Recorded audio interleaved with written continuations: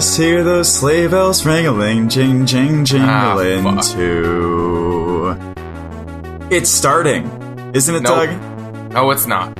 It is, though. I saw commercials all up the ass about holiday shit starting. I don't get it. People don't even wait for Thanksgiving anymore. No, they don't.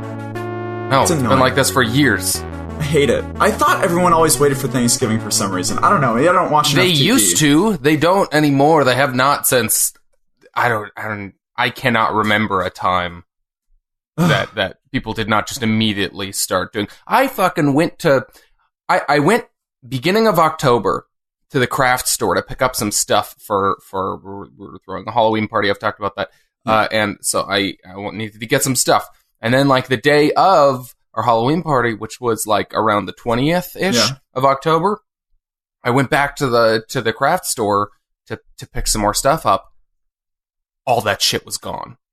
What? All of the Halloween stuff was gone. There was one shelf in the middle of the store. All of that space replaced by Christmas stuff. On the 20th of October. The 20th of October. Oh. 10 days, 11 days before Halloween.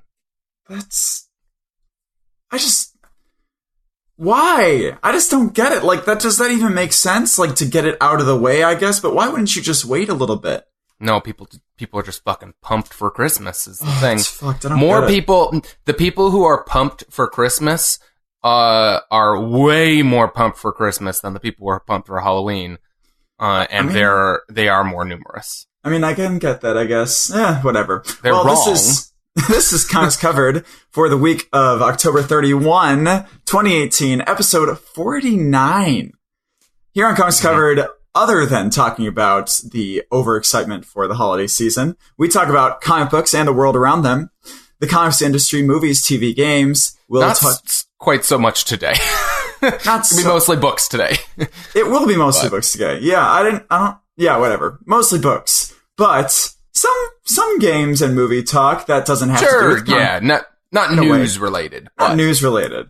But we have spoilers about the books that we've read. Many a spoiler will come about. So we'll warn you with the spoiler warning sound later, but right now is your primary warning.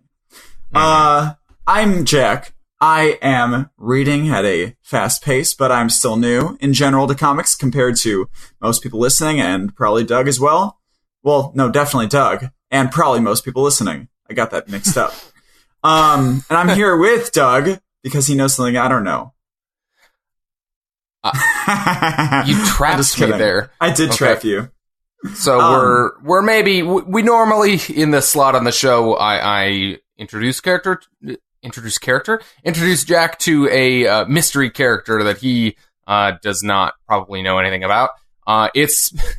We've been doing this for almost a year now, and it's just not that like I've run out of characters. I've run out of interesting characters who I also know anything about.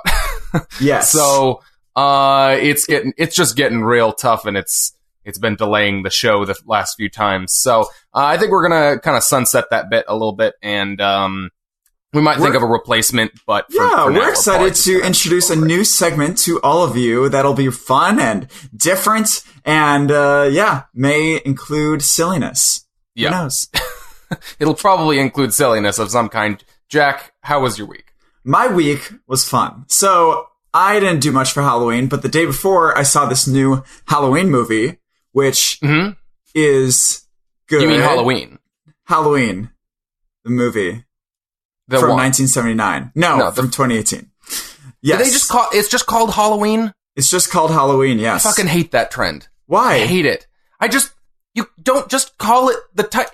If it's a remake, that makes sense. It's not a remake. But I hate this like soft reboot mentality that we've gotten in the modern age. It happens in movies, it happens in video games. It's just like it's just Halloween.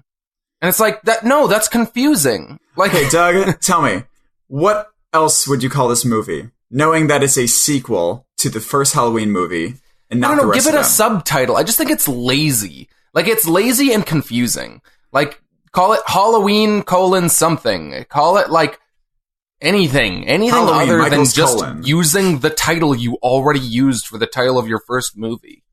When it's not even a remake. I mean, yeah. And I guess there is also a remake that is called Halloween, which is kind of funny. It's so confusing. And then they went back to the continuity of the first movie, ignoring, like, the whole circumstance around this new movie and, like, going into it knowing, like, what is this and what should I know and what should I not know is very confusing. I know just because I'm on top of this stuff. You know, like, I follow this kind of junk, but, like, I don't know. I was really excited for this movie. I'm super into, like, old slash movies like Halloween, the original Halloween, and this one being, like, supposedly being a, like, good follow-up thematically to what the ideas were in the first one. That's what I thought it was going to be. It's just, like, I don't know what they were thinking. I guess I do. It seems... Okay. The entire first hour and 10 minutes or so is just simply not scary whatsoever. It is, like, the easiest, like, I was just watching it, I was like, wow, I really just don't care about anything going on. Like, it wasn't necessarily bad, I just, like, he kept, like, killing people, and it wasn't killing people in a meaningful, suspenseful sequence, it was just killing people, which doesn't entertain me, at least, and I think it's just not scary whatsoever. There's no suspense built up, and there were a couple genuinely funny moments, because it's Danny McBride writing, I can tell that. But it wasn't funny enough to be a horror comedy, and it wasn't scary enough to be a horror comedy. So it seemed like they just didn't know how to focus it in the right direction. That said, the last 30 minutes has a sequence that is one of my favorite, probably, in, like, a lot of slasher horror movies, because it is expertly done. It is such a great sequence, and it's amazing. Should I spoil it for you? Do you care? I don't know that I'll get around to seeing it. Okay, well, the best thing about this movie was Jamie Lee Curtis, and that was probably their only idea behind this. Jamie Lee Curtis reprising her role as Laurie Strode, the original, you know, main protagonist of the first Halloween movie. She comes back, she's all PTSD'd out, she's fucked up from this experience, but she's, like, badass and has a fuck ton of guns, and is like, if anyone fucking fucks with me, they're gonna get a fucking shotgun to the face. Lots of fucks. Yeah, I was gonna say, could you say fuck one more time? Sorry. We stopped giving our swear warning. I know. At the beginning of the show. Maybe we should break that back out today. That's my favorite. That's our news segment to the swear warning. The swear warning. No, but best sequence is at the end, and this is spoilers for this movie, so if you don't want to know this end sequence, don't get out of here. Don't get out of here. Shut up. She has this house that's like this fortress, and at the end, Michael is there, and they hear him come through the door. They're in the basement hiding, and he, like, is walking around, and then there's silence, and then they're like, okay, I have to go see where he is with my shotgun, and so I can fucking kill him. So she slowly gets out, and there's silence through this whole scene of her going to each room, looking around, and then hitting a button, and it seals off that room. So he can't go in there behind her or whatever. So it's just this, like, 20-minute long sequence of her slowly clearing the house to see where he is. Like, she goes... That sounds great. It's fucking awesome. And there's no sound, no fucking creepy music. It's just, where the fuck is this guy? When is he gonna come out? And her just holding this flashlight and shotgun, looking in front of her. Like, it is amazing. And it makes me think of what this movie could have been with that added on the end. But that seems like the, like, polar opposite of what you're describing the beginning of this movie to be. It really is. It's just so bare bones. Oh my god. It is, and my heart was legitimately, like, pounding in my chest this entire time. And it just shows, like, fear comes from stuff you don't know about. It's not what you're shown, it's what you're not shown. And we were just not shown. We weren't given anything to hear. We weren't given nothing except for Jamie Lee Curtis shaking with this fucking shotgun going through this quiet house. It's awesome. Loved it. Sounds great. But yeah. Did that make the movie worth it for you? I would say it brought it to about a 6 out of 10. The rest of it was probably about a 4. So that section was probably like an 8 out of 10 or something. I don't know. That's my 10 system. But it was really good. I loved that sequence, but I don't know about the whole experience beforehand. Including, sorry, don't watch the new Glass trailer, because I saw it come on the movie screen during the previews, and I was like, okay, this is another trailer. I'm going to close my ears and hum to myself so I don't hear anything. And I didn't. My girlfriend, Samantha, was with me, and she said, oh my God, thank God you didn't watch this trailer. It was like, and when I was humming to myself, I was thinking, this is really long. It was like 2.5 minutes or something like that. And she said, yeah, it was just terrible. They gave away so much, and just don't do it. No one do that. It's such a problem. Such a problem nowadays. Why would M. Night Shyamalan want to? I guess there's a lot of hype for this movie, and that's what he was thinking. But directors rarely have any kind of control over the marketing materials around their movie. They like when the trailers for Last Jedi came out, like Ryan Johnson and Mark Hamill were out there like urging people like, please don't watch this trailer. We are so unhappy with how much it gives away. Oh, like, Jesus. They are so, like, they generally have very little control over that sucks. stuff. It's just marketing departments, you know. I think that they would have some control because they know the feel and the heart of their movie more than and you know what I mean? Think it just like it comes in a completely different kind of end of the production chain. Like some directors know that and specifically demand control over them. Like J.J. Abrams is a director who like keeps very tight control over like what the marketing materials over his movies are. Yeah. What information gets out around them. Yeah. I did not know that. But yeah, don't watch that trailer. It was really long and I can't just fuck that. Fuck that shit. And you don't even know what it was. I don't even know what it was, but it was seriously so long. I was humming for like, it was like 2.5 minutes to 3 minutes. I was so surprised. But that was my week. That was my whole week. Your whole week. Doug, you watched Halloween and you watched this Glass trailer and then you slept the rest of it. Oh, and then on Halloween I watched a Black Mirror episode with Samantha and it was awesome. Which episode? From the 4th season, called Metalhead. That I think is one of the I have not seen. I believe the last. It's one of the last two. I think it's the. I think I have not seen the last two. Okay, yeah, it's the second to last season. Episode.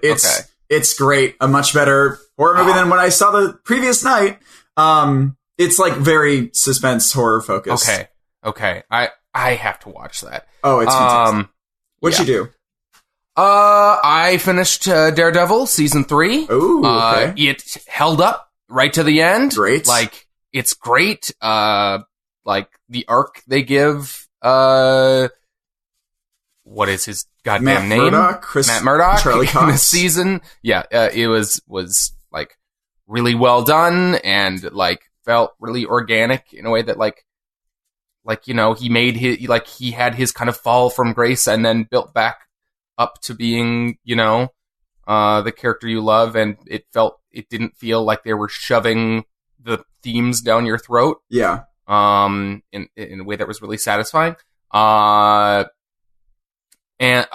there's been some stuff that I don't know that this we can call this news, but like there's been a lot of rumors because of all the cancellations flying around in the last week or so about kind of like what is the fate of Daredevil.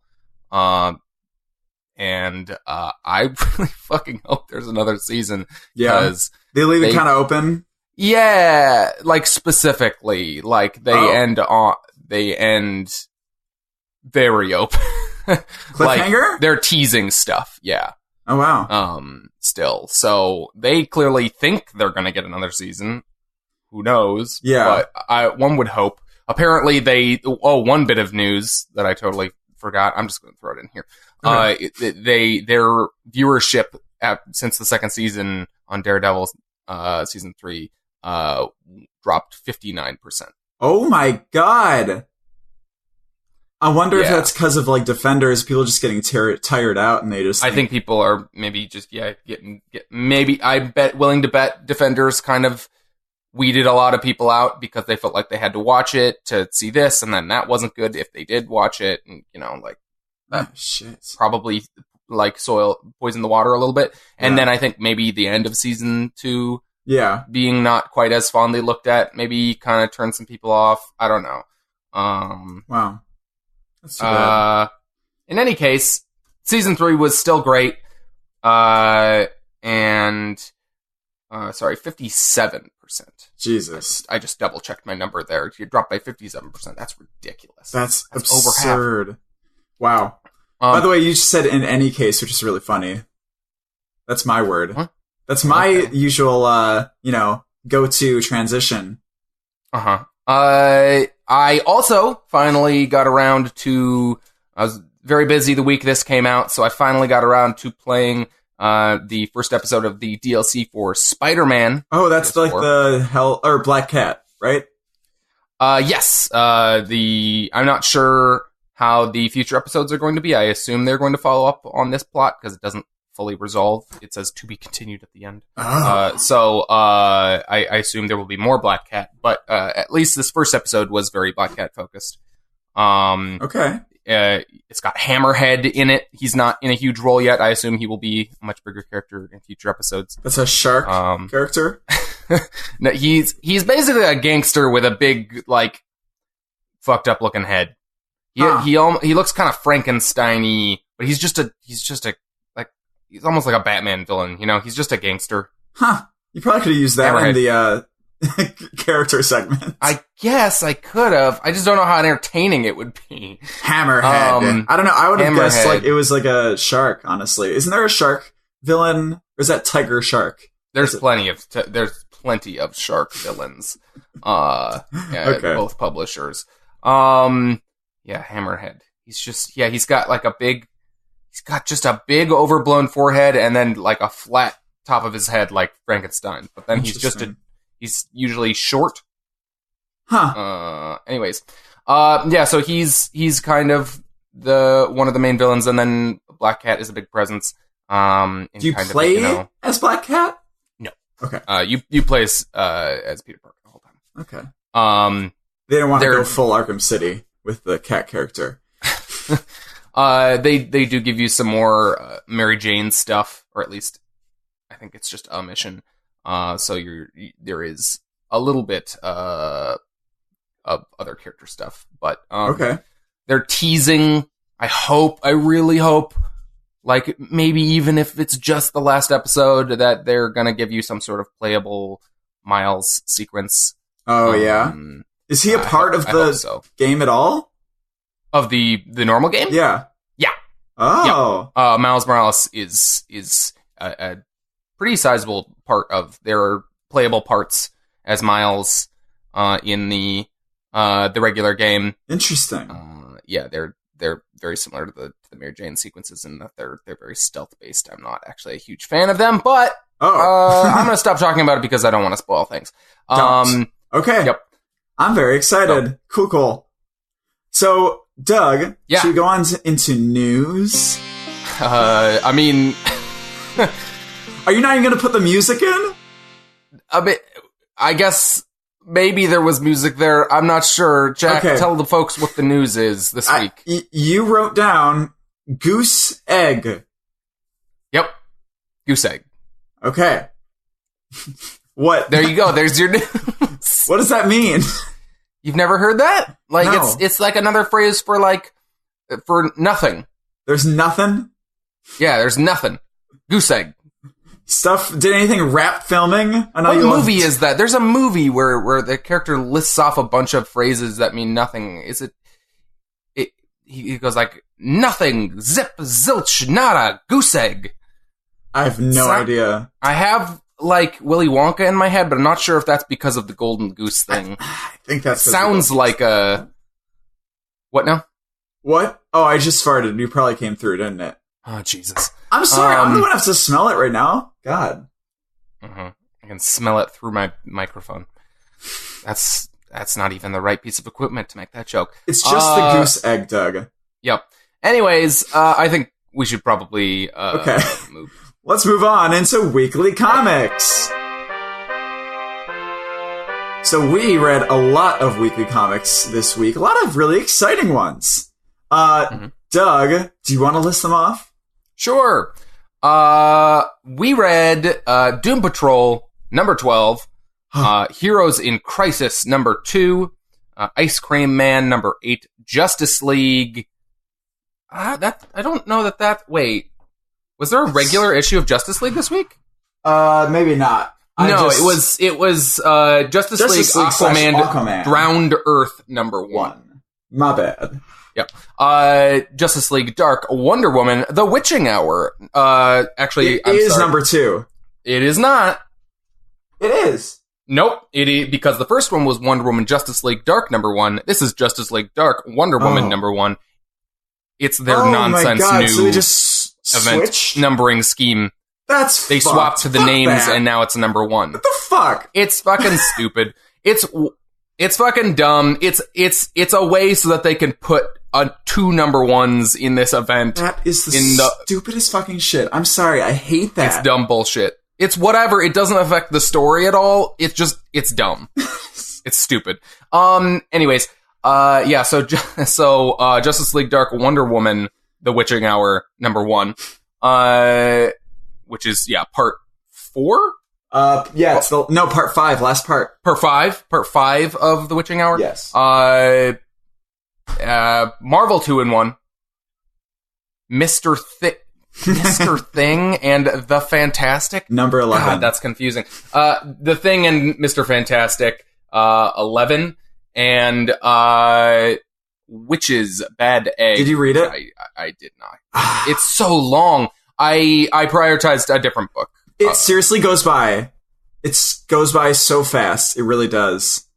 And Jack, you had a couple books that I did not read. What were those? Yes, sirree. I read Shanghai Red #5, which is apparently the end of that series. I'm very mad because they could have gone so many other places, and I bet they better fucking follow up. If they don't, then I'm mad that I read this. Okay, I'm curious. But okay. I mean, it's good. It was really good, but like I thought it was going to be this long series where they like went off on a pirate ship and had adventures in different ports and shit, and they just stayed in this one port the entire time, and then this is apparently the end of the series after 5 issues. All right. And it was good. Okay. Whatever. Okay. I also read Man Eaters #2, which is fucking hilarious, and it's my my favorite comedy book at this point. So, it's awesome. Did you read Witch's Bad Egg, by the way?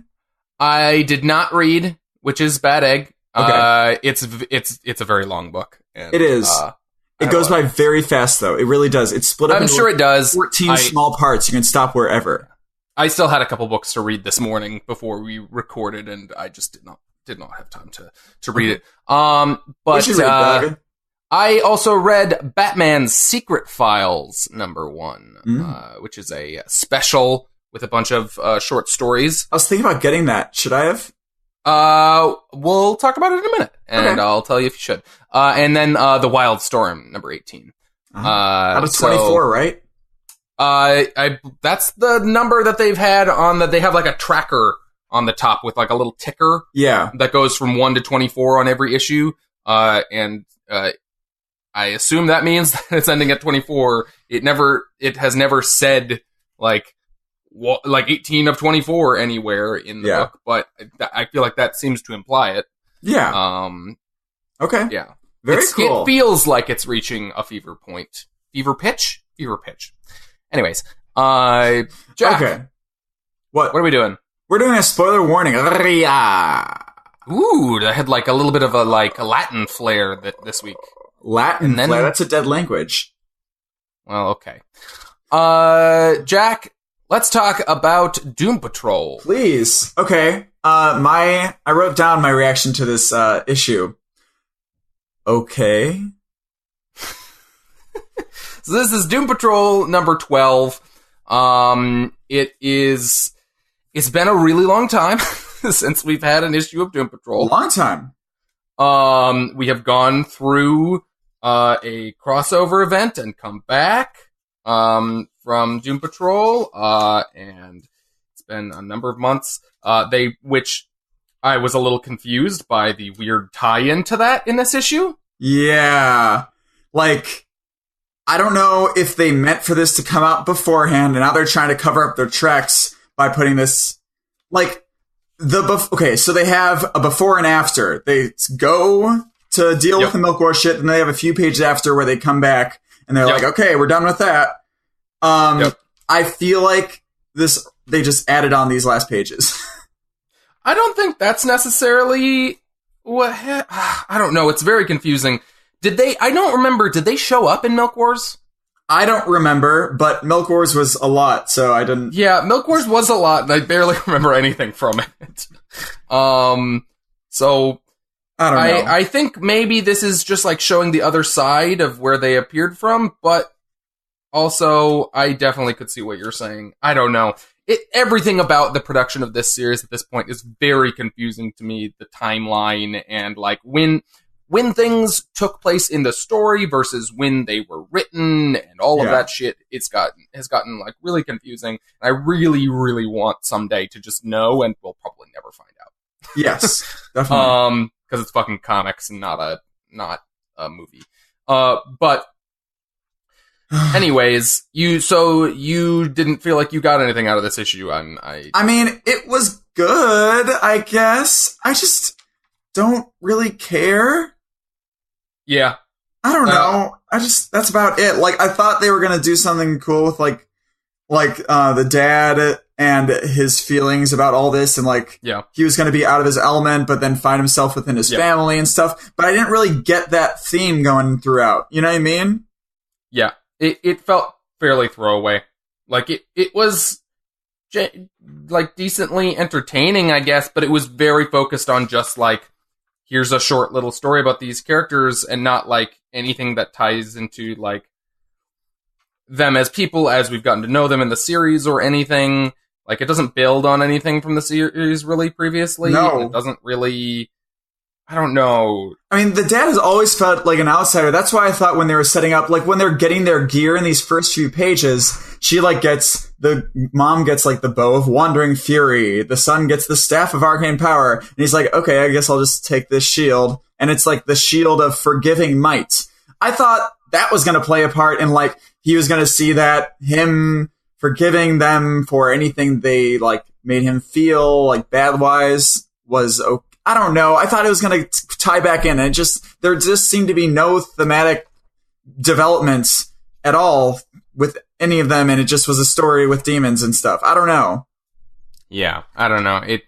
It felt very kind of tacked on. I don't really know what the point of it was. Yeah. If there had been more character stuff, I could have seen it. And like, it seemed to be implying... I don't know if this is just like a send-off for these characters, or if they're implying that there's going to be some sort of book about them in the future.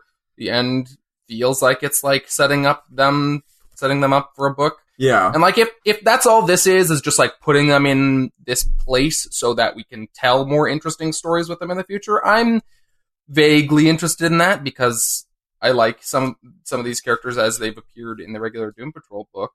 But like, if it's all going to be as kind of like light as all of this, then I don't know that I care. I'm not going to get anything that follows up on this. I'm going to stick with Doom Patrol. I think I would try it to see if like, because like if that's what this is just like we're setting them up in this space so that we can tell interesting stories with them later.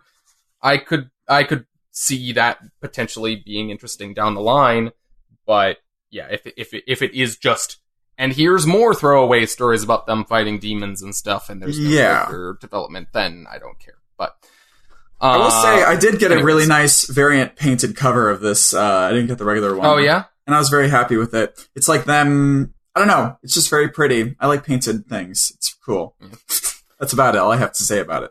I like the regular cover for this because it looks like it's designed to look like a D&D campaign book. Oh, that's like cool.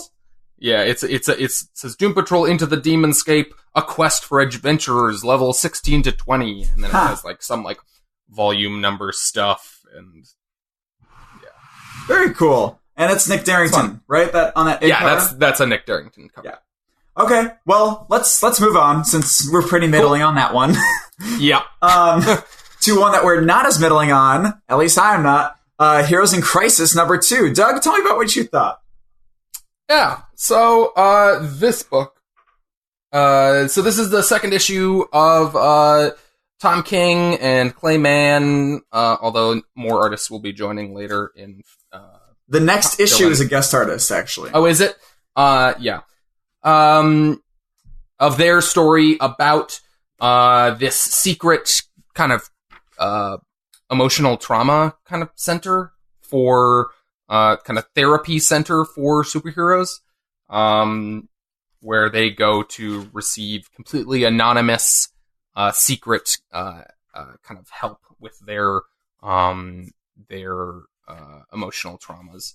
And there has been, when we kind of basically first finally see this thing that has been kind of hinted at in bits and pieces for the last year or half year or whatever, there's been a mass killing there.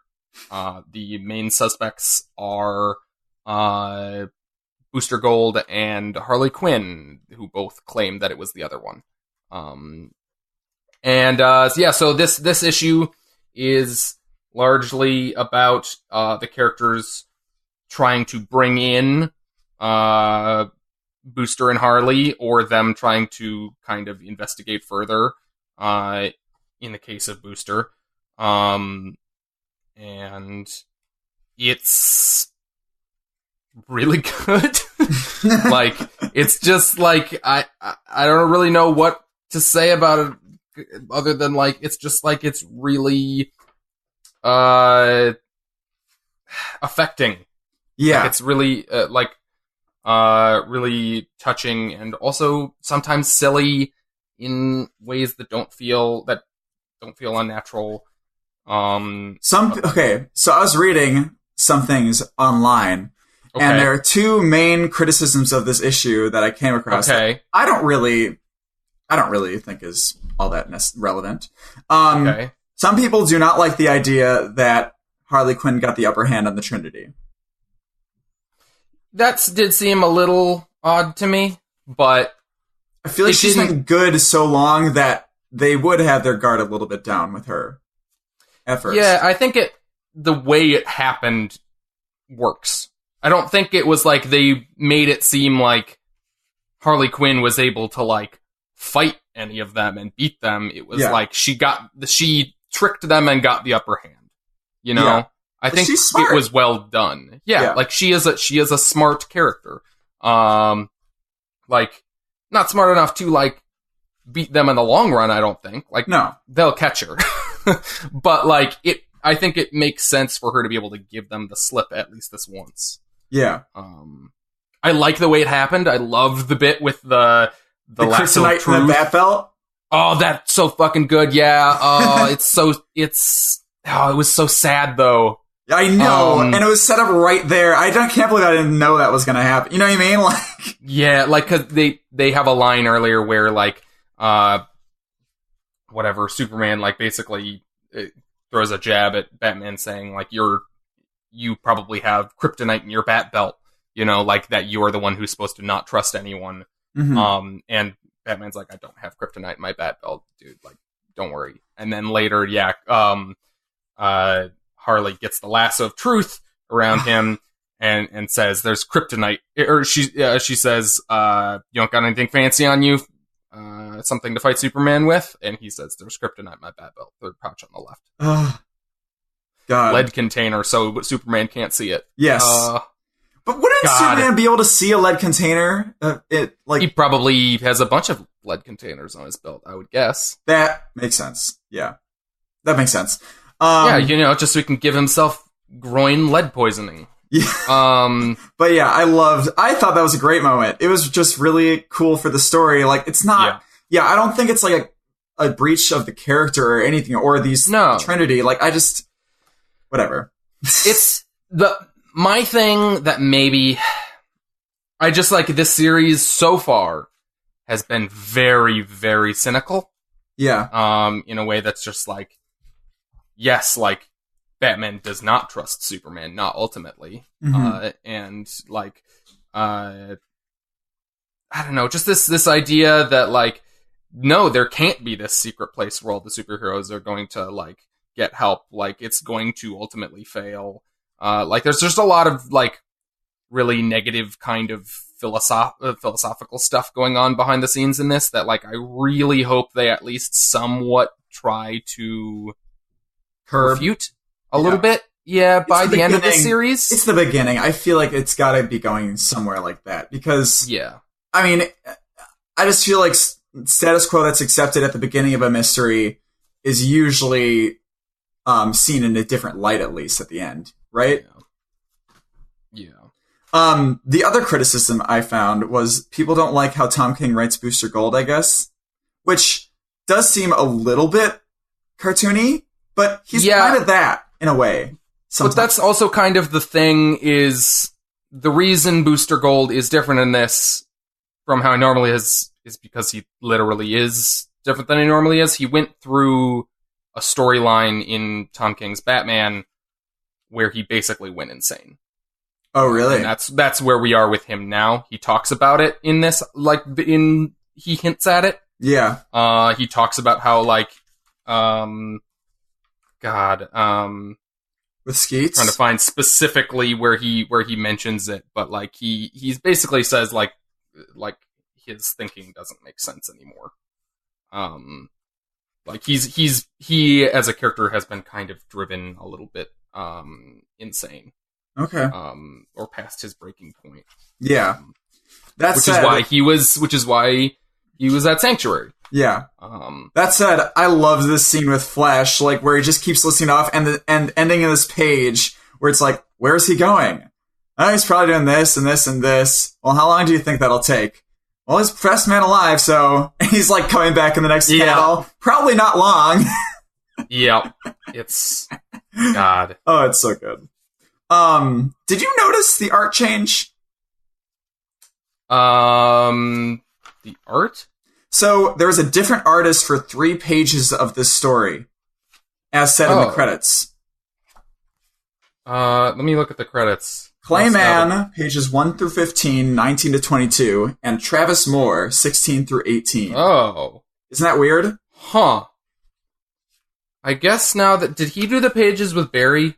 Okay, 22, 21, 20, 19, 18. He must have done the ones... Yeah. Because those are the ones that do stand out as different to me. Specifically, this fucking page where Barry punches Booster does not live up to Clayman, I don't think. Yeah, but isn't that weird? Does he, like, do the Flash ones or something? The Flash series? No. Oh. No, I think it's just, he must not... I mean, it probably is tied into the fact that we're getting fill-in artists on the next... or on some of the issues in this run. It's just like, they want to get this out at a certain pace, and Clayman is probably just not able to get the pages out to the level they want at that speed. Okay. I want to talk about one more thing in this book. Sure. Has anyone... This testimonial by Superman. Throughout this book, we've had the testimonials from the Trinity. Batman, Wonder Woman, and Superman. All were great. I'm really interested in this Superman one. Has anyone, writing-wise, like any writer, brought up this idea before where, like, Superman isn't really Clark Kent, or Superman, he's kind of different in both ways? You know what I mean? Like, I don't know that I specifically remember anything from a run, but I mean, that's the thing I see applied to Batman a lot. Like, it's not necessarily a new idea. I think it's particularly interesting in the case of Superman because it makes sense that I've always loved the idea that he's kind of like playing a character a little bit when he's Clark Kent in order to distance themselves. But I do think it's an interesting idea that he is also kind of playing a character when he's Superman a little bit. And then, where does that leave him? Yeah. Who is he if he is neither? Well, I remember some people in Action Comics, like, there was some discussion when he was, like, at the Daily Planet, and he was, he's kind of putting on a little, like, oh, you know, this thing. He's making jokey jokes and everything like that, even though we know he's not feeling, like, jokey at this point. So I just really, really enjoy that idea applied to Superman, because I think he's too often seen as this beacon of hope, perfect sort of thing, and whenever you can get something like this on him, I think it's just amazing. Yeah, I think it's really fascinating when people are able to find a way to humanize him and add that kind of depth while still maintaining kind of like the integrity of that hopeful character that is Superman. And I think that works here in that, like, he is trying to be that, Yeah. And so it still exists. It's just like he is a more flawed human character himself than that. Yeah. And I think that's really interesting. I love him, like, he's about to, like, open his shirt to show, I mean, he fucking gives away everything before that in dialogue, but then he's about to, like, show his Superman seal under his shirt, and then he, like, stops and is like, I never talk about this. I can't. Yeah.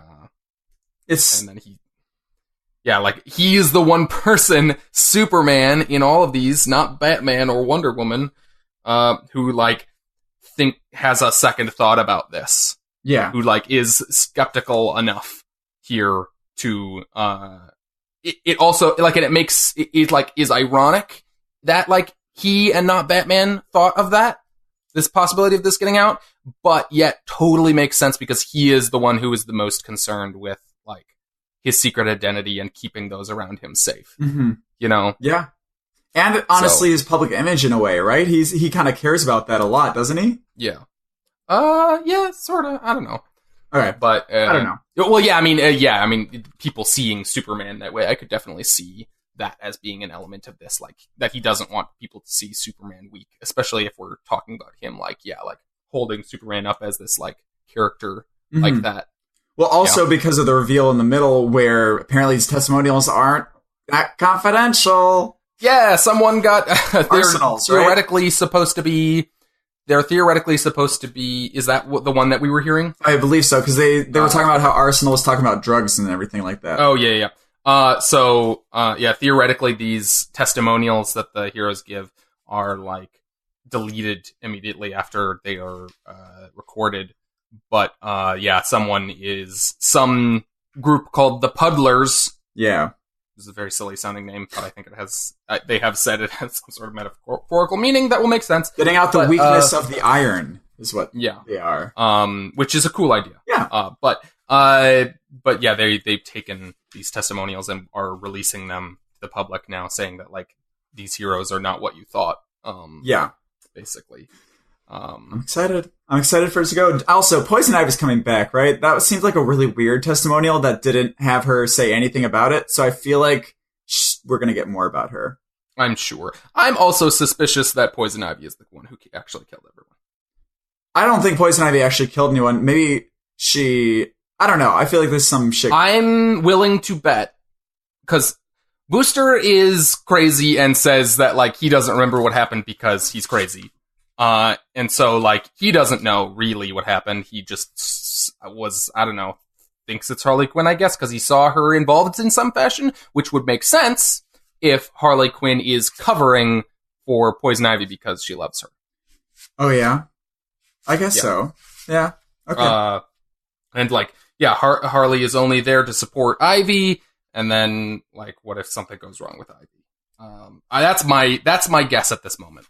Okay. I don't know if that's right or not. I can see that. What, also, what is this thing about someone forcing, Steel? Is Commander Steel the Irons guy?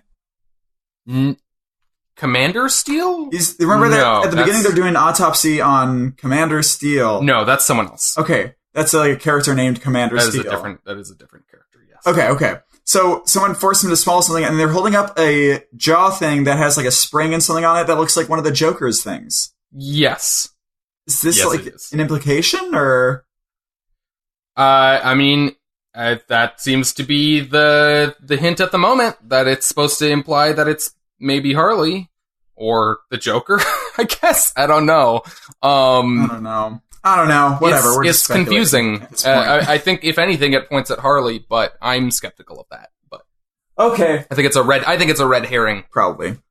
Who knows? Yep. Okay. Should we go on into another book that I loved? I think it's great. Mm-hmm. Ice Cream Man, number 8. Yep. Ice Cream Man number 8. The end of volume 2, which, by the way, this book is so great, I think. Like, and I'm interested, because, like, sometimes you are looking for, why am I reading this book? And I'm always interested to hear like what your experience of this book, because sometimes it doesn't really give you that answer. Why am I reading this? So I want to hear what you thought about this. I really loved this issue because I think this issue specifically gave, in a lot of ways, kind of the answer. Yeah. To what this is. In a way, like, metaphorically, like, what is this book? Mm-hmm. Like, what are we getting at here? Because it has seemed like it's more or less an anthology series. Like, there's wraparound stuff with this evil ice cream man, and he's basically making all this weird shit happen. But it's basically just horrible things happening to people, and each issue with, it differs, like different, like it might not necessarily all go bad or whatever. But yeah, some of them occasionally will dip a little bit more into the serialized storytelling stuff, but for the most part, it's just a one-off weird horror story.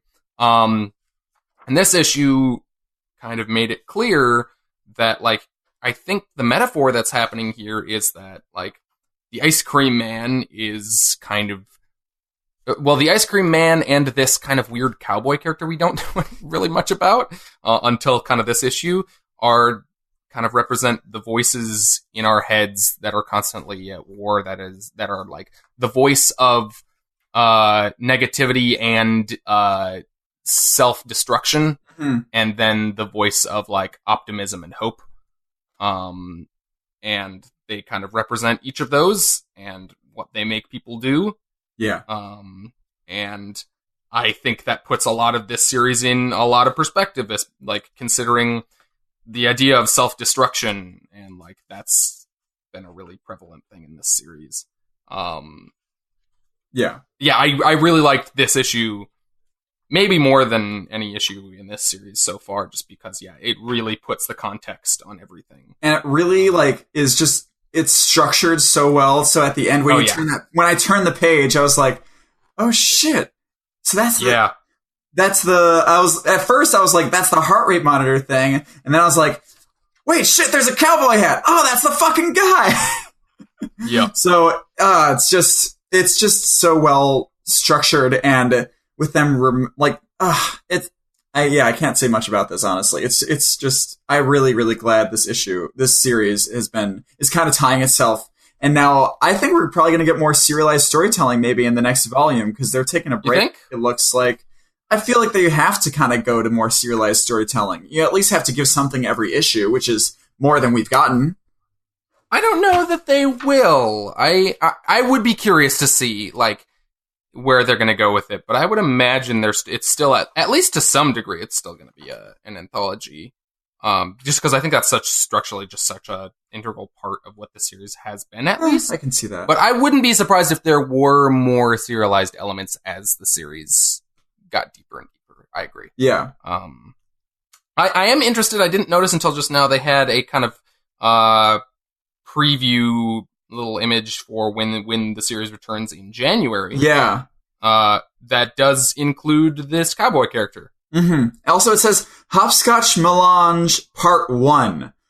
So. Oh, yeah. So maybe, is that where you got the idea that it's going to be a little more serialized? I mean, I was just going off of just the idea, the general progression, seemingly what's going down, but that kind of drives it a little bit more. Yeah. I really like this series. There were lots of little anthology-esque bits in here that just like felt like they fit. You got like a whole bunch of mini Ice Cream Man stories in this book. Little moments. They're like all going around because chaos is happening because this guy is down for the count. As this ambulance and these two have ambulance drivers, EMTs? Yeah, EMTs are driving, just kind of meandering around the community as like all hell breaks loose, and they don't seem to notice or care. And they're taking leukemia drugs. And then it's revealed it's while they have this fucking dying guy in the back. Oh, it's just... it's fantastic. Who's this writer? W. Maxwell Prince. I don't know. Have you read anything about him before this book? No. But he has a really strong voice, and I am definitely interested to check future stuff by him out. I wouldn't be surprised if I've already missed something by him, but yeah, I'm definitely curious to see what else he does. Yeah. But okay, cool. Yeah, I'm pumped. Next, I want to hear what you thought about Justice League. Remember was that last week when we had that was last week. First kind of, we had a prelude issue in Justice League that was kind of leading into this. Yeah. I mean, whatever, fucking quote prelude. It was just the first part of it. But it was by like Francis Manapul. Yeah, the art was Francis Manapul and it was beautiful. And I think I realized after that issue that art went a long way to making me interested in this story. I like Howard Porter. I'm not as big of a fan of modern Howard Porter as I am of old back in the day Howard Porter. He was the artist who did Grant Morrison's Justice League run, and he's really good on that. I'm not as big of a fan of his modern style. It's a bit different. It's much more stylized. But I really struggled to care reading this book. I didn't get through. I think this book is maybe to blame for a lot of the books I didn't get through this week, because I left this book on the top of my pile at like halfway through and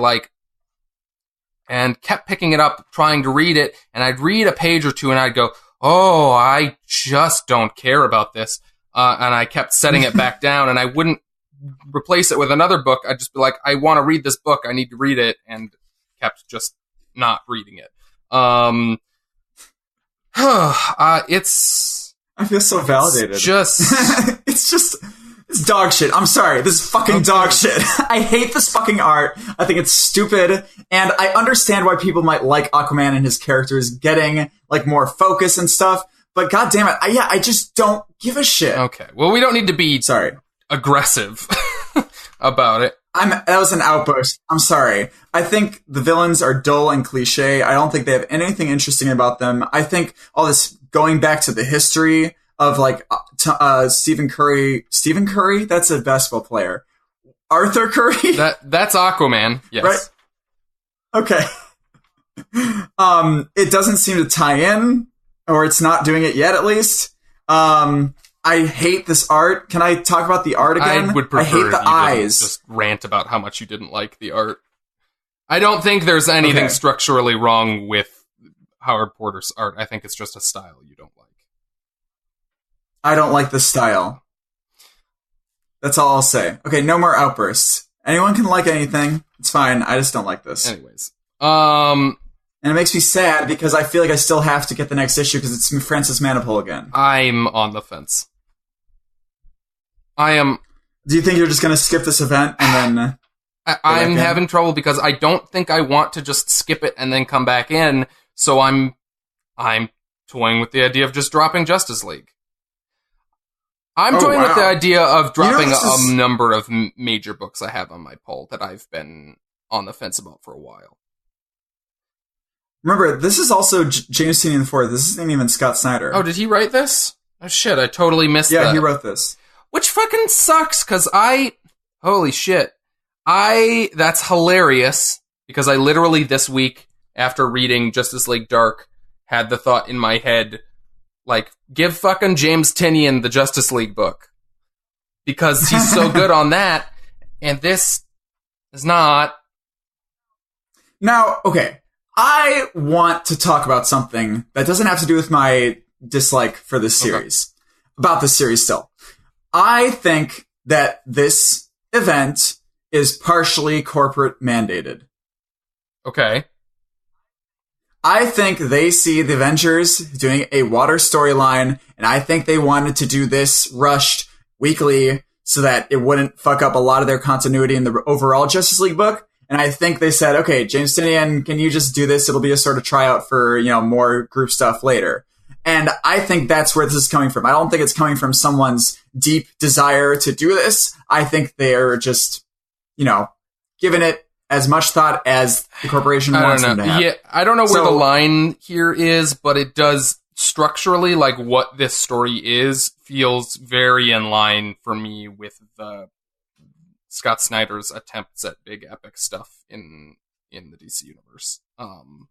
Like it feels like the like floatiness of Dark Knight's metal. It feels like some of that early Justice League stuff that like we didn't really care for all that much. Like, I don't know. I know Scott Snyder did not script this issue, but this is following Scott Snyder's kind of plan. I'm willing to bet that I really think if James Tynion IV wrote a Justice League book and was able to pick the plot and make his own characters, it would be a hell of a lot more interesting than this. I think the structure that he's being given is doing a lot to kill his writing here. I don't know that I can say that he's necessarily like making the best of what he's being given, because I didn't really enjoy much of the dialogue or anything in this issue, but I look at this versus his Justice League Dark shit, which we'll talk about in a minute, and it's just fucking night and day. And it's insane. There's nothing for me to grab onto in this book. I don't know. I'll probably grab the next one. Is the next one being scripted by Scott Snyder Francis at least? Manapul. I don't know. It does say it's Justice League 11, so I would assume it's at least co-written by him, rather than being all James Tynion. And that makes me sad, because I didn't even realize it was James Tynion. That's frustrating to me. It is, but let's talk about Justice League Dark a little bit, because I actually have a relation to make to this book, and it's part of the reasons why I do still want to read Justice League, is that in this book, and remember, spoilers for Justice League Dark, the ending is basically Mount Olympus is gone. We have to close it out. We're not dealing with that shit anymore. And in Justice League, they just killed Poseidon. They're doing all this god shit. I feel like them doing all this Greek god shit is gonna come up in the Justice League book. And I feel like they're gonna like have to deal with, oh shit, Mount Olympus, all these gods are fucking mad and shit. And I think that's something I'm interested in. Okay. Yeah, I am curious if that'll pop back up. At this point, I am hoping for as little crossover between these books as possible. It's just frustrating. I feel like I know. Flip so wildly back and forth in my opinions on Justice League every goddamn time a book comes out. Like, some of them I love. And it's frustrating because I can't entirely figure out the rhyme or reason to any of it. Like, because there have been, it's not that this one was scripted by James Tynion, because there have been James Tynion scripted ones, the Legion of Doom ones, I've really enjoyed. I really loved a bunch of the Scott Snyder ones. I've also really not cared for some of like issues like this, or some of the other random issues in Justice League. I don't know. Anyways, this series, Justice League Dark, or I guess this is not technically what it is. Fucking whatever. It's Justice League Dark. It's the finale of this weekly event that they've been doing in Justice League Dark. Yes. The Witching Hour, and it's so fun. It wrapped up really nicely.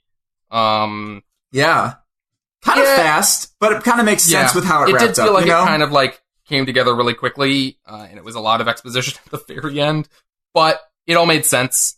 And I, as much as like a big magic-based storyline is, but that's the thing. Is like, this book is all about magic, and like should feel floaty and like there's no logic to it, and yet there is.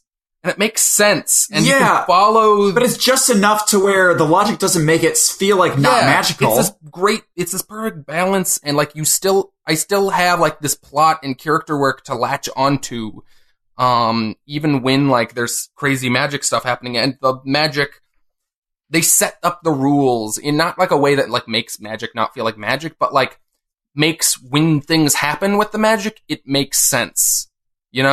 Like they set up the solutions before they are used in a way that I feel like they're not in a lot of this Justice League stuff. I don't know. Yeah.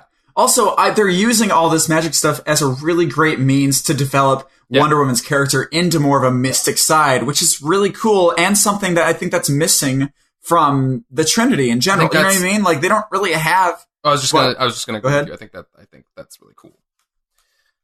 Yeah, it's a perfectly like structured story. They're bringing back the Upside Down guy, which is great. They're using elements that they introduced already. It's just it's really, really. I'm a big fan, and I still like the art, even though it's not bueno. Yeah, Alvaro Martinez Bueno, not on this issue, but the art was fairly good. There were a few different artists in this issue in some ways that it didn't feel like too disparate. There were 3 different artists: Jesus Marino, Fernando Blanco, and Miguel Mando. How do you say a C with a little curly under it? Is that like a no idea sound? I don't know. Credits page. Yeah, no Miguel Mendon. I think it's so. Mendoza. Apologies if that is incorrect, but anyways, those 3 artists. I'm not entirely sure who does what in this because they don't call out page numbers. The only one I know is Fernando Blanco does the Wonder Woman on the Moon stuff, which is beautiful. I like him. He did a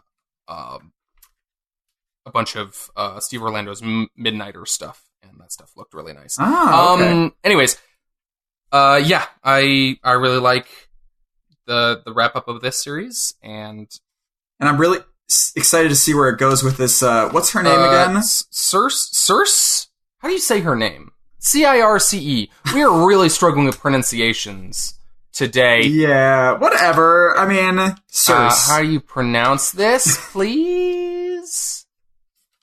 I wish. Do they have a pronunciation thing on like Comic Vine or something? I don't think Comic Vine does. Circe. Like Cersei Lannister. Yeah. Circe, Circe. Anyways, she has absorbed all of Hecate's power and is, I thought they were building towards Wonder Woman absorbing all of her power in this issue. Well, she did, but now that they defeated, I think it was now that the power is out of Wonder Woman, it has to go somewhere. And it seems like this is what Cersei's plan was, in general, to lead them to kill definitely Diana. Seems a little bit predictable, but I don't know. It felt natural. It made sense. Like they allied with her out of necessity. They knew it was going to blow up in their face. But anyways.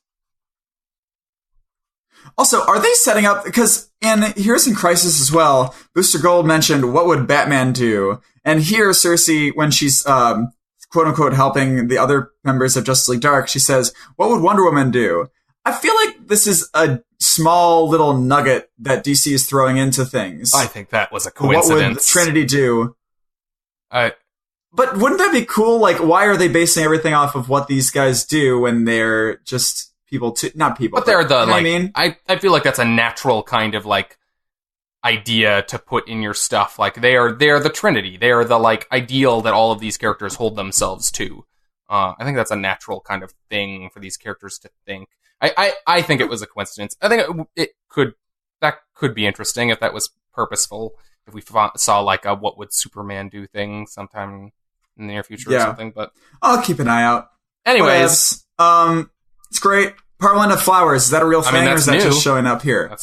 As far as I know, because it was the Parliament of Trees, and now we have the evil version of it, which is apparently the Parliament of Flowers.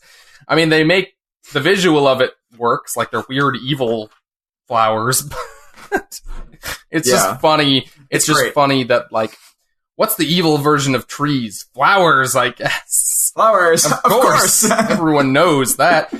Also, this has been a thing that's really been bothering me for a while, and it means nothing. It means absolutely nothing, but it bothers the shit out of me. Can someone... It was especially egregious in this issue because there were 3 different artists, but can someone fucking please decide what this version of Man-Bat looks like? Okay? Okay.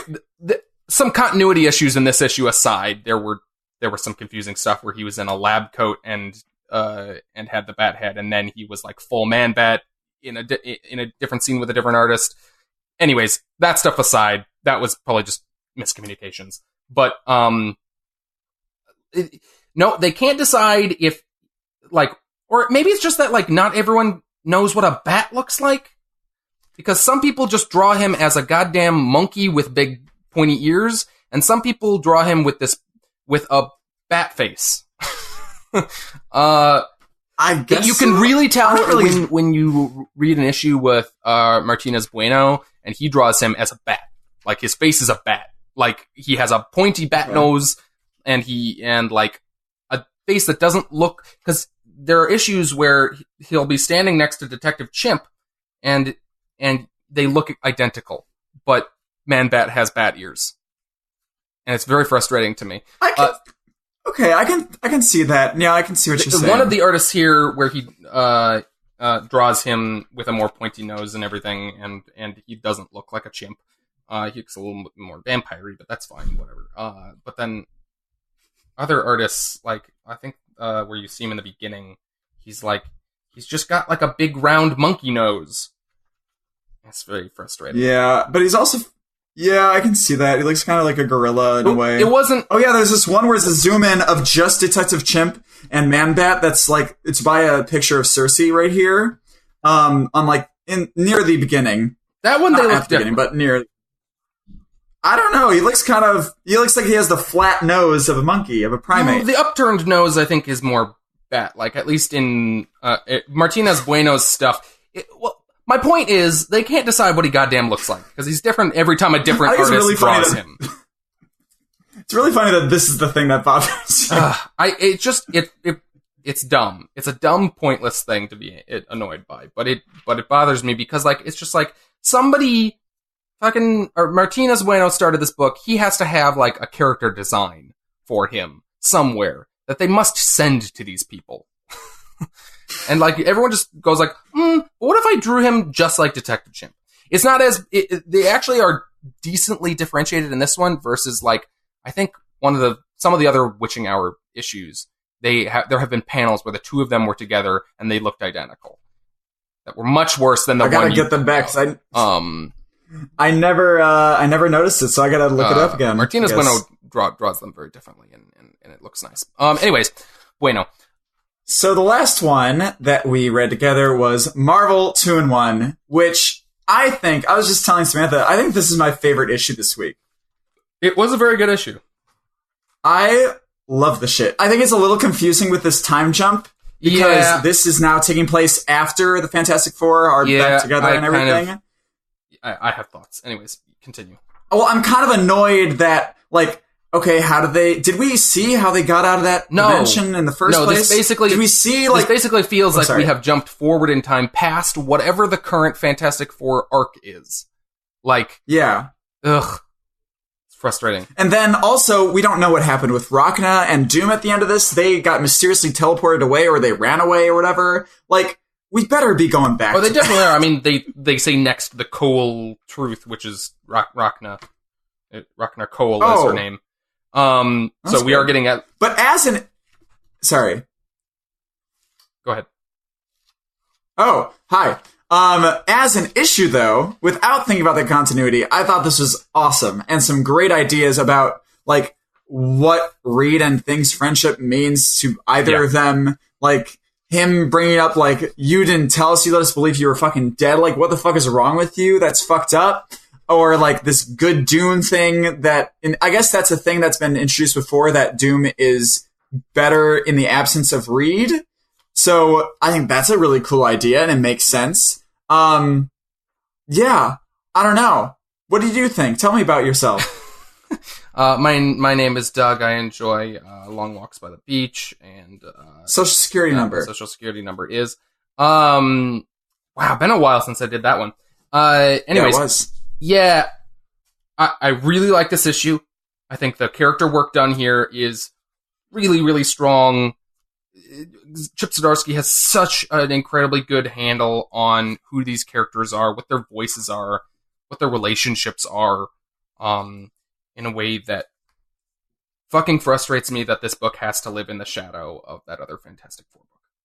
And that this book has been done an incredible disservice by the fact that it is basically not allowed to retread that same kind of ground that the Fantastic Four book is doing with the reunion, which they just got reunited. Maybe we'll get some more interesting character stuff in that series, but I get the feeling that they're just going to gloss over it, and they're going to be like, yay, Fantastic Four are back together, and just run off on adventures. And this series just does this shit with so much more thought. And I've been thinking lately kind of about what I think about Dan Slott's writing in general. And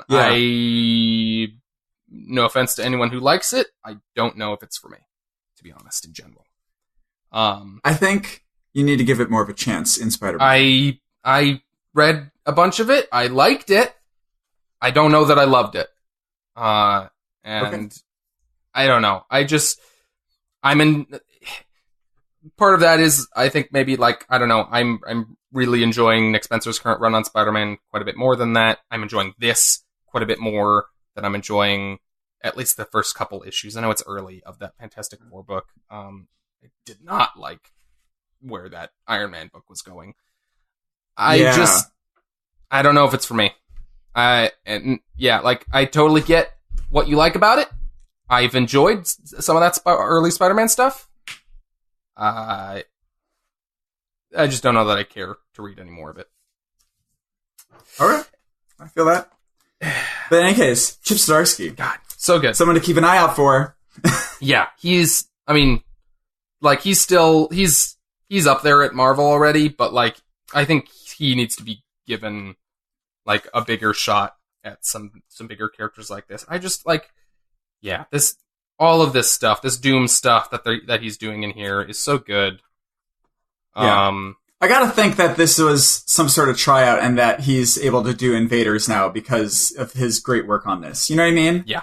Like, it has to be. And, like, he's gonna be able to do Captain America and Bucky in that book, and I'm so excited for that. Mm-hmm. Namor. Some Namor shit? I'm pumped. That comes out this month, I think, right? Huh. I think Invaders is... I'll have to check that. I don't know. I'll check. But yeah, I also can't help but think that we got an alternate universe version of Doctor Doom in this book because that Fantastic Four book pushed the reset button on Doctor Doom and made him evil again. In, like, that backup from, I think, the first issue. Was it? Oh, wait, yeah, I forgot. They, like, had him return to Latveria and be like, I'm gonna be the evil dictator again, and it really pissed me off. Yeah. Because it undid basically everything this book did with him. Well, everything that they've done with him ever since Tony Stark was gone too, right? Everything they've done in, like, Invincible Iron Man, is that what? Invincible, that's right. It was Invincible Iron Man? No, I'm pretty positive. That's a different one. Anyways, it was the it was the Doctor Superior Iron Man, the Doctor Doom Iron Man book. Anyways, I swear it's Invincible. So yeah, January. Oof, January is when Invaders comes out. Okay. That's 2 months off. That's not that far. Whatevs. Yeah. But yeah, I'm really so excited. Like, was this book had no business being this good. No, none of this book has ever had any business being this good, and it is. And, like, what is it going to be now that these characters are back? Do you know what the next one? Or yeah, I guess they're hinting at Rock Nicole stuff, but they also have a cover that's going to be Johnny Storm's suit, which is going to be another great thing. Like, why'd you let me? I was hoping as a sister brother sort of thing. I totally missed this next issue. Promo and was hoping that was what the next issue was going to be, because they did the 2 of them here, and now they're going to they have the siblings, the other 2 of the 4. Because once they do that, like, what happens to this book? I don't know. Like, it would be great if this was a sort of, like, Action Comics kind of accompaniment to Fantastic Four, where they would, like, have smaller missions where 2 of them would go off and do something, and it'd be great, like, character work and stuff like that. But I doubt they're going to do that. It just feels like, with the existence of that other book, it just feels so forced. Like, this book is so good, but like it's always going to live in this weird kind of zone of like, but now that they're back together, why isn't this just a Fantastic Four book? Like, why didn't it just flow naturally into that? And it could have been that. And it won't. It could have easily been that. Like, it could have easily they could have just rebranded this book Fantastic Four, and it could have just been, or like another Fantastic Four book. Fuck, Spider-Man and Iron Man and whoever else has like a million books. Like, give them 2 books. Let Chip Zdarsky write a goddamn Fantastic Four book. Ugh. I know. Doug, do you have anything to say about Batman Secret Files? I do. This was great. I was thinking about getting it. I wasn't really sure if I wanted to like recommend it to you because I know you're sometimes a little dodgy on if you want to pick up kind of anthology stuff. And so this was, I don't even know what the fuck this is. I assume they're going to do it with other characters. This is the first one I'm aware of. For now. So it's Batman Secret Files #1, and with a bunch of short stories. There's a story by Tom King and there's one about Detective Chimp, right? Yes, there is a Tom Taylor, and who's the artist on this? I'll check. A Tom Taylor and Brad Walker story about Detective Chimp and Batman that is really good. The Tom King one is also very good. There's a couple other stories in here that are very interesting. I don't know that I'd say that they're like amazing, but there's a really interesting one in here about kind of Batman and kind of the rich community around him's relationship to the crime in the city. That I find kind of fascinating. There's a really cool one that's about kind of like Batman's relationship to fear that like is about a scarecrow attack but has no scarecrow in it. That's pretty good. Like in general, like not all of these are home runs. How much was it? All of them are interesting. And there's a couple really strong ones. It was 5? Okay. I mean, $5.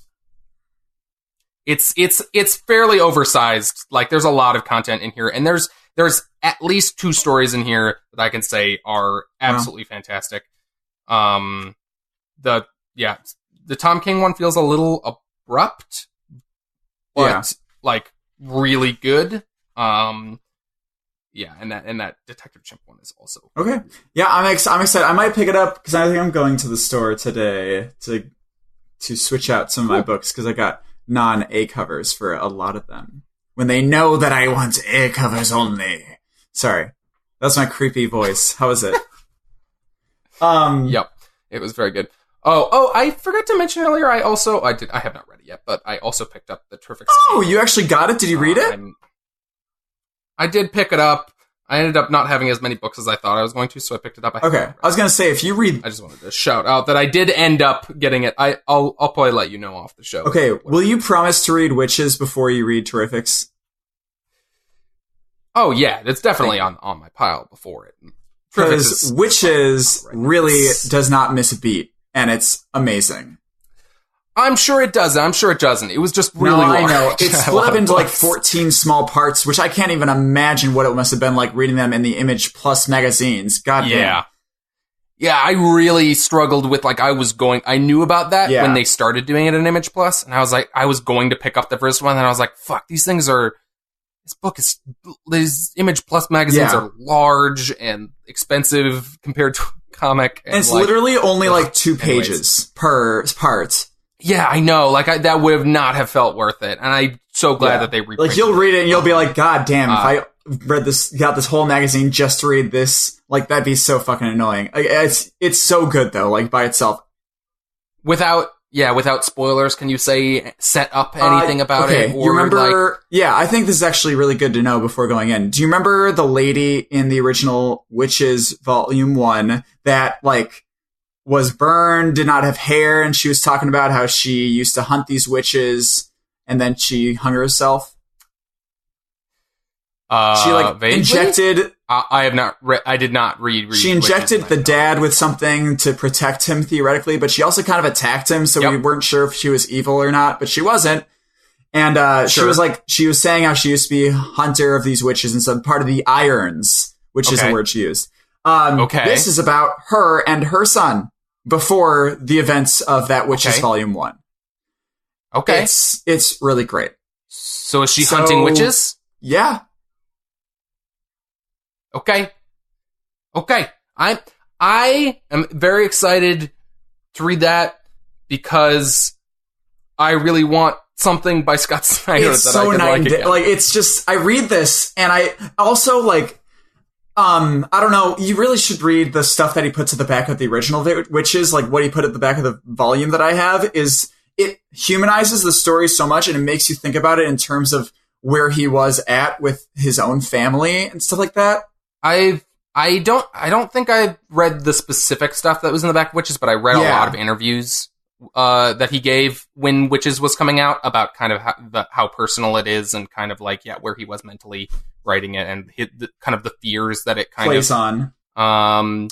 Plays totally. with. But I don't know. There's something about his written voice that just is awesome, and it's in the back of this thing. What his specific experience writing this one and the place that he's at with his family now, which is different, and it lends itself so well to what this story is now for him. Like it makes you think back about what happened in the story, and it's like, oh, that's so cool that you wrote this about your own. Like it's just so cool to see him and why he wrote this and how it expresses itself. Like, it's a great story nonetheless, and it's amazing, but to have that element of the writer, like, really pouring his own fears into it, it's just really, really cool.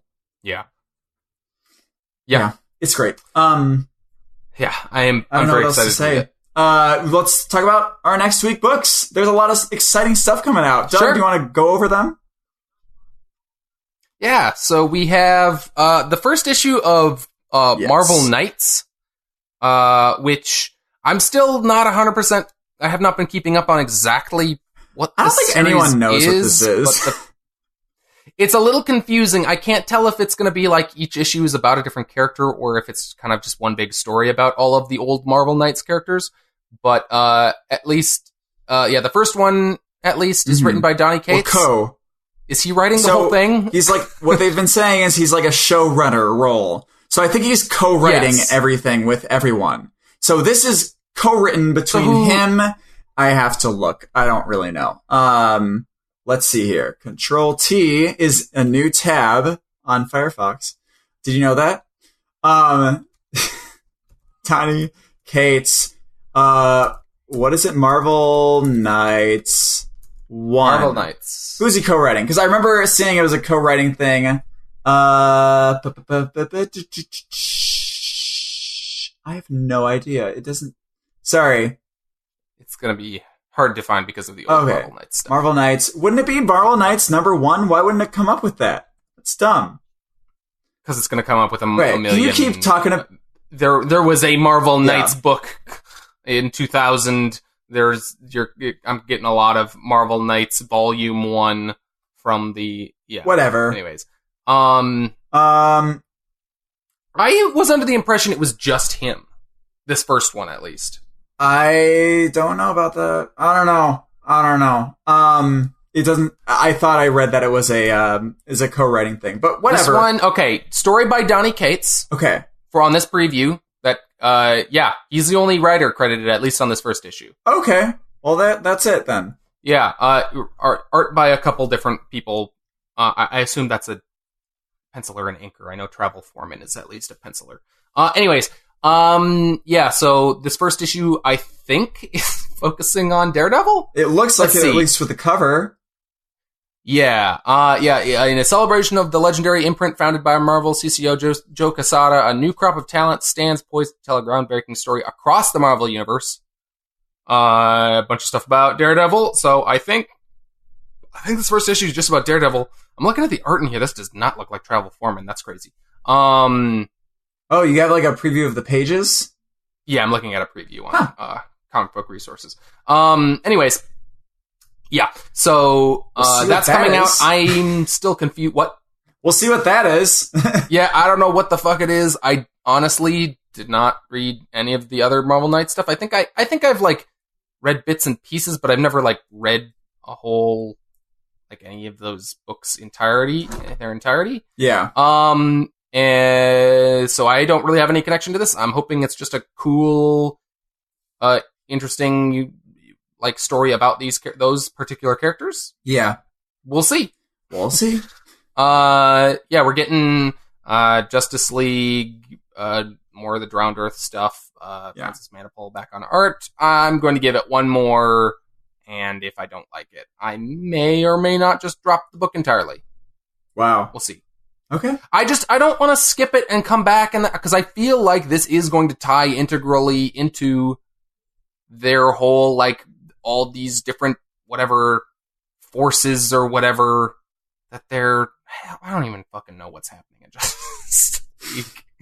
The Legion of Doom is trying to get all these different evil forces, or take control of all these different fundamental forces. I don't know. I think one of them is something to do with Aquaman, and I think that's why this story is happening. Okay. Green Lantern. Oh, the Green Lantern. Yeah. Like the Grant Morrison, Liam Sharp one. Coming out next week. I'm so fucking excited. Number one, I'm very pumped. The preview for one of the upcoming covers in that series is just Hal Jordan just standing in front of God. Like a big bearded God? Like white Yes, hair? like a giant white bearded man. Huh. He definitely appears to be God. Anyways, that series is going to be nuts. This has to be the final issue of this arc. It said 5 of 5. A farmhand. I feel like it's got to be an arc, because there's so much more. I read in one of the first issues that he was saying, like, this is all we're soliciting for now, but it is intended to be an ongoing series. Okay, good. Yeah. So, I'm pretty sure there's going to be more farmhand. And Death of the Inhumans, which is the final issue. This is the final. I think Cosmic Ghost Rider is only 5 too, so that's ending next, whenever that is too. Yeah. So they revealed a lot of those deaths in the end of the last Death of the Inhumans were not necessarily true. They did officially kill off one of those characters. Yeah. Maximus.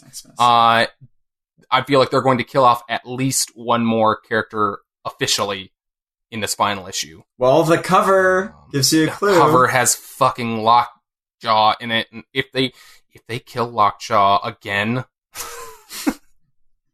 I'm gonna be so mad. I know. Whatever. Doug, do you have any old books that you've been rereading? Because I do, and I wanted to talk about them. Okay. I mean, I've been reading a little bit more Hellboy. I got to the point at which in these... it's very confusing because it's just the Hellboy stuff. It's not BPRD, which is kind of basically all the other Hellboy universe stuff. There's other stuff beyond that, but like the organization that he works for is BPRD, so there's a bunch of comics about that, or about Abe Sapien, or about the other characters in there, and those are all collected in different omnibus trades. That I've gotten to the point where technically I should start reading those. It's gotten a little unclear in what order, because... Do you ever use this website, howtoread.com? Yeah, I don't really like swapping back and forth between big trades. I kind of just want to finish the trade I'm on of Hellboy, even though technically I have gotten to the point where I think I should be starting one of the BPRD ones if I want to read all of them. Okay. So I don't know. I'm undecided. I might just finish the book I have and then read the first volume of that BPRD stuff. Yeah. But it continues to be very great. That's awesome. Very much enjoying it. Got a bunch of Roger the Homunculus. He is a homunculus. Yeah, okay. A homunculus. He is a homunculus. What does that mean? I know what a homunculus is in terms of, like, the brain. Is that what they're referring to? Is that a thing in the brain? So a homunculus refers to how the body looks in terms of your sensory, like how much sensory input you get based off of how much matter is devoted to it in the brain. I've never heard of homunculus referred to. So technically, a homunculus in like mythology is it basically means little person, and it is like a small mythological person. Anyways, but they're like artificially created. Like you make a homunculus. Huh. You make a small human. In this book, he's not small, but basically he is in like a Frankenstein kind of vein. He's not dead flesh, but he is an artificially created person or being. Interesting. And his name is Roger. And he's great. That's great. Yeah, I've only ever heard it since I studied neuroscience in college. I've only ever heard it in terms of the brain. It's like a scale of how much sensory information you get. So usually, based off of the cortex, your sensory cortex, which is a specific part of your brain. The hands of this small creature are super big and the face is super big, but like the chest is super small because you don't have as good of sensory overload there. You know what I mean? Yeah. It's really weird looking. I'll send a picture to you later. Maybe we'll post it on Twitter. It'll be Roger the Homunculus. Roger the Homunculus. And then I also got my first, the first appearance of Lobster Johnson. Oh yeah, the Lobster, who is a pulp kind of character, like a Batman-esque kind of crime fighting character. He was one of our characters. Was he, or was he like in a quiz I gave you at some point? I don't remember. Oh, maybe he was in a quiz, but I may remember making a joke about Lobster Johnson's Lobster Johnson. And you said it was weird that I said that, and then you went over on Man Thing like a couple weeks ago, and I was like, that's a much worse joke than Lobster Johnson. Nope. All of my material is grade A. Okay. Anyways, he's very cool. Everyone thinks he's a myth, but he's not. Huh? Oh. Okay. Yeah. Yep. Okay, well, I have been rereading a lot of books recently after I've finished Multiversity. I reread all of Paradiso, which is so much better on a reread. Like, there was so much going on in that series that it was hard to, like, remember everything and all the details when you're reading it month to month, but going all the way through, oh, God, it's great. And at this point, I have both Volume 1 and Volume 2, and it's so great. I'm so happy. I'm so excited to keep going with it. That is written by Ram V, correct? Ram V. I saw something about him recently. He wrote one of the stories in Secret Files. Batman Secret Files. Oh. That was the Scarecrow gas one. Okay. Do you like that one, or it's good? Yeah, I like that one. It was very interesting. Cool. Very nice. Cool. I also just started my reread of Mr. Miracle before that finishes up soon. Did you get out Mr. Miracle? Yes, I have it here. What are we looking at here? We're looking at this scene. Let me open it. I should get my sounds of opening the little bag and board on to the microphone. No, I shouldn't. In any case. Oh, yay. Good. So in the middle here, it's like right in the middle. They're sleeping. Yep. Oh, shit. That's right. I forgot about this. Because it was fucking like almost 10 months ago or 8 months ago at this point. Yeah, Metron shows up in the movie as chair. He's fucking old and shit, right? Yeah. And like he's I don't think he's old. That's kind of just how Metron always looks. Okay, whatever. He honestly, I thought he looks really young in the last one. He looks very like, I don't know. Yeah, he does look different than he does in the end of this. Oh, now I gotta fucking compare. I know, I'm sorry. I should have gotten that out too. I don't have it out. If you get it out, just tell me. But he says, he comes to Scott in a dream, theoretically, and he says, Scott Free, you are not to know the face of God. Yep. Do you understand, Scott Free? You're not to, like, and he then goes away, and then he, like, says, hey, Metron's here, Barda. What's up? And she doesn't see him, but then Granny, later in the issue, also says, right before, what is it? She says, there's no time. She's holding a candle, and she's talking to Scott Free alone. I don't understand. There's no time to understand, Scott. Just listen. Did Metron visit you last night? And Mr. Miracle says, no. I mean, yes, but I thought it was a dream. Then she says, good. good. There's so much you need to know. And I'm just wondering, like, what the fuck? Like, I feel like someone else is pulling the strings in this, not Metron, then. Like, I don't know. And then she tries to talk to him more, but that's when Big Barda comes in and immediately starts beating the shit out of her. Well, yeah, she starts telling him about Orion and how he's, like, being treacherous here. But it definitely does seem for a minute there like it's going to be more about, like, the whatever this is that they're in simulation or whatever. Now it seems like. But then how much is it a simulation? How much is real? And how much, you know what I mean? I feel like not all of it is a simulation then. I feel like some of it has been. I'm looking at how they look.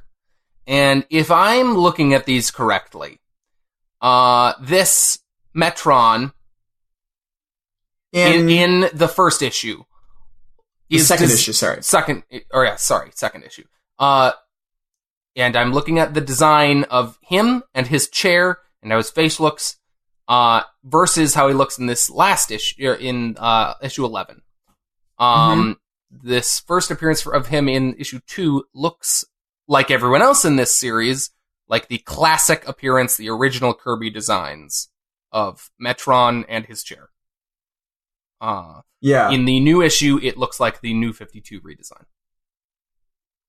So I'm not sure they're necessarily the same character here. I think that this Metron might be part of whatever this world is, versus this new one being maybe the one who is actually created this. But why would he control himself to say that you were not, you know what I mean? I don't think he did. I think he's breaking through, which is why, like, it's, like, limited here. Like, he's, like, busting through to, like, warn him, because this Metron is against it, I guess. I don't know. We don't really know what's happening. But then Orion later says, do you know the face of God, or have you seen the face of God? Like, all that stuff. Like, that was a thing in the beginning of this. I mean, I'm gonna know more as I read through more, but, like, I don't know. I would highly recommend it. It seems really interesting to go back and see things. It's really fascinating. There's definitely a lot more going on below the surface in this book than is, like, easy to get. Just kind of reading it for the story. In the first issue, also there's a point at which Scott is like, Barda, why are your eyes not blue? Oh, They're blue. That's so why are they brown? And so now we know, like Metron apparently doesn't know that they're brown or blue or whatever. Or just like whatever this is, simulation or whatever is wrong. Like, is just like that detail is not quite right. Because it's not real. But I would highly recommend. I think my enjoyment of this is going to go up massively by rereading it before the last issue comes out. I really should reread it. It's so good. Comics are so good. This comic is so good. Yes. Okay. Comics are great. It's just such a cool medium, and I just keep coming back to that fact where it's like, you can do so much with this. And I was also thinking about it with witches. Like, with a show or like a movie, if someone made something that was like a little separated by a few years or something, it'd feel a little weird going back to it when it's not a regular thing. But this, like, witches thing just starts right back in there, and it's like the same thing. You don't have to worry about actors like losing that touch or anything like that. But it just feels so immersive, and the same idea. You can pick something up even years after and follow up on it, you know? Yeah. Another great example is Doomsday Clock with Watchmen. Yeah. I think. Yeah. Yeah. I'm very happy that you are kind of all on board with this stuff now. I'm all on board. It was one of the greatest kind of like discoveries of my life, was just like kind of like realizing how cool this was as a medium that was like, and how it was different than other mediums. It's not just like, I don't just come to comics because that's where you can get the most superhero stories. Although that was one of the reasons originally. Like, it's like, there's so much different stuff you can do with it, and it has so much potential. It's always really amazing when someone takes advantage of that stuff. Yeah. What did you have like a perception of comics before you started reading a lot at all? Like, do you remember any ideas you used to have about it or anything?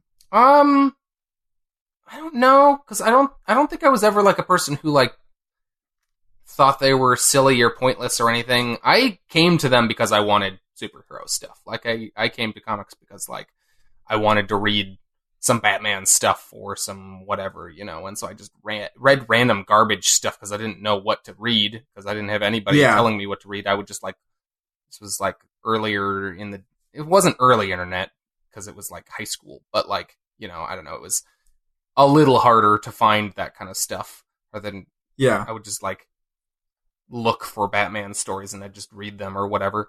But well, also, like before the Marvel movies came out, I'm sure it was a lot harder because it wasn't as in the forefront as in people's minds. For you sure. know? Yeah, I don't know. Like, I don't know that I had like any kind of preconceived notions about it. I read Watchmen fairly early in my comics experience because the movie came out, I think, vaguely around when I started reading comics. So I read that fairly early, and so like I always kind of had this idea that comics had this like really strong potential, but I think it took a while to really kind of get the hang of like actually finding the genuinely good stuff other than that particular one. Mm-hmm. Okay. Very interesting. In any case, I think it's gonna about do it for the week. Yeah. If you made it this far, thank you for listening. We're a new podcast closing out our first year, though. So this is like what day year did we one. start? What day did we start? It was like November 17th or something. We'll have to do a year thing. Oh fuck! Shit. Next episode is 50. I know. We have to think of something. We'll have to do like a combined year celebration / 50 thing somehow this next week. I know. We'll talk about that this week, but we should do something. I think we only missed one episode this entire year. I think we only missed 1 week. So I think that's why we're almost getting there. Okay. I for some reason I always thought it got weird, but no. 1 year of episodes, and it's been great, and we're gonna keep doing it. We're an ongoing. We're not a mini series. So we are maybe a maxi series. No. Maybe a maxi. No, isn't maxi still limited? We're ongoing at this point. You know, we're not. The plug could be pulled at any moment, Jack. Got to keep people on their toes. I know. I guess so. You're right. Keep reading. It's up to you, reader, to keep, or listener, to keep. Yeah, whatever. They do that. I remember. Our first episode was released on November 19th of last year. Wow. So it's going to be pretty close. I think we should just, we'll probably just plan on combining that celebration somehow. It's close enough. Okay. Okay. But yeah, thank you for listening. If anyone's made it like this far, if anyone's read or listened to every single episode, that's pretty cool. So hello, you're great. You're a year older. Haha. You're a year older? Yeah, that's I guess. Yeah. They are than when they started. That is assuming that they started listening when we started. That's true. Whatever. No matter what, if you like it, please give us a review or star rating. We still have limited amounts of those, so please do that. I saw we had a new rating on iTunes. Oh, it was another 5-star because we've still got 5 stars. So hey, thank you, whoever did that. That's awesome. Yeah. And if you enjoyed what you heard, let someone know about us with your mouth or with your mouse. We release episodes weekly on Sundays, so be sure to check back next week, or you can subscribe and never have to think about it. Yeah. You can do that on pretty much any podcast app you can think of. We're on iTunes, we're on Stitcher, TuneIn, Overcast, Google Play Music, Spotify. So whatever podcast app you prefer, we've got you covered. In the meantime, before the next episode, you can find us on social media, Twitter and Facebook, under the handle @ComicsCovered. We're also on Reddit. Jack's been decently active recently, I think. Oh, maybe not. No. I'm posting around. It's good. Oh, yeah, that exists. You can also find web archives of all of our episodes at comicscovered.libsyn.com. That's LIBSYN.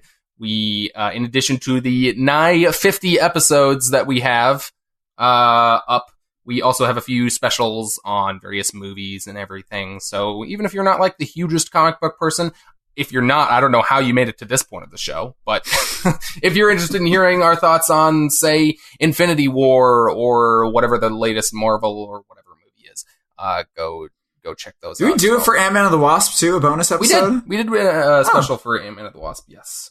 My girlfriend, Samantha's brother, hated that movie, apparently. I can see how people would not like that movie. It's like it's humor? Weird. It's a little weird. I could see the humor turning some people off. Structurally, it's a weird superhero movie. It's not much happens. It's barely even a superhero movie. It's more of just like a weird sci-fi family drama. Anyways, yeah. If you want to get a hold of us with a question or feedback, you can send us a message on Facebook or Twitter.